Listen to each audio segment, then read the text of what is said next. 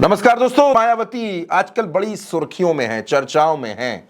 आकाश आनंद की वजह से, उनकी पत्नी प्रज्ञा की वजह से, अपने भाई आनंद कुमार की वजह से। लेकिन आजकल चर्चा का विषय कुछ दूसरा भी बन गया है। आपने देखा किस तरह से वो अपने विधायक उमाशंकर सिंह के घर पहुंची, वहां उन्होंने उमाशंकर सिंह के परिवार से मुलाकात की। लेकिन जो खबर मैं आपको बताने जा रहा हूं, अचानक मायावती ने अपनी स्ट्रैटेजी बदल दी है। वो मायावती जो दलित, मुस्लिम, ब्राह्मण की सोशल इंजीनियरिंग करके उत्तर प्रदेश में बहुमत की सरकार बनाती हैं, उन मायावती ने अपनी स्ट्रैटेजी बदली है। सबसे पहले आप याद कीजिए दोस्तों, क्या उन्होंने किया वो मैं आपको बताऊंगा।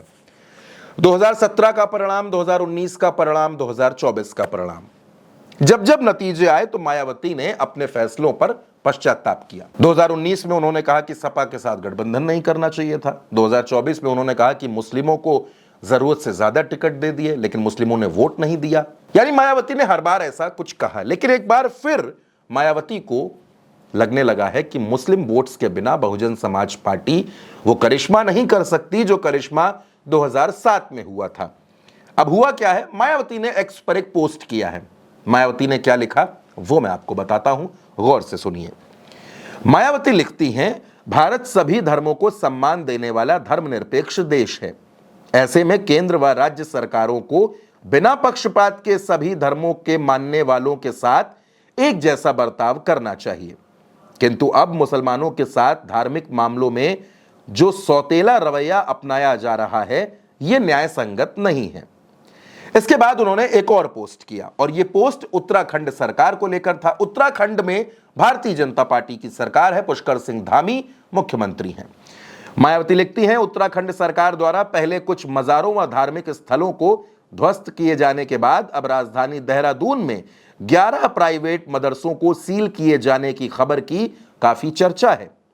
सरकार धार्मिक भावनाओं को आहत पहुंचाने वाली ऐसी द्वेषपूर्ण व गैर सेकुलर कार्रवाइयों से जरूर बचे। यह नसीहत वो पुष्कर सिंह धामी की सरकार को देती हुई नजर आ रही है। उनका कहना है कि ऐसा कुछ मत करिए जिससे किसी धर्म के लोगों को बुरा लगे, खराब लगे।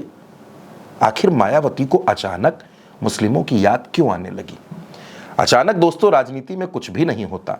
उत्तर प्रदेश में 20% मुस्लिम वोटर्स हैं, और ये वही वोटर्स हैं जिन्होंने 2007 में मायावती को सत्ता की कुर्सी तक पहुंचाने में मदद की थी। ब्राह्मण भी साथ थे, दलित भी साथ थे, मुस्लिम भी साथ थे, और मायावती ने बहुमत की सरकार बनाई। पहली बार बसपा को बहुमत मिला, लेकिन उसके बाद से लगातार मायावती का ग्राफ गिरा। विधायकों की संख्या घटते घटते घटते घटते 1 पर आ गई, विधान परिषद में घटते घटते 0, लोकसभा में घटते घटते 0, और राज्यसभा में 1 सीट। यह आज की तारीख में उस बसपा की स्थिति है, उन मायावती की स्थिति है जो कभी प्रधानमंत्री पद की दावेदार मानी जाती थी, जो कभी दिल्ली की सियासत में पावर सेंटर बन गई थी।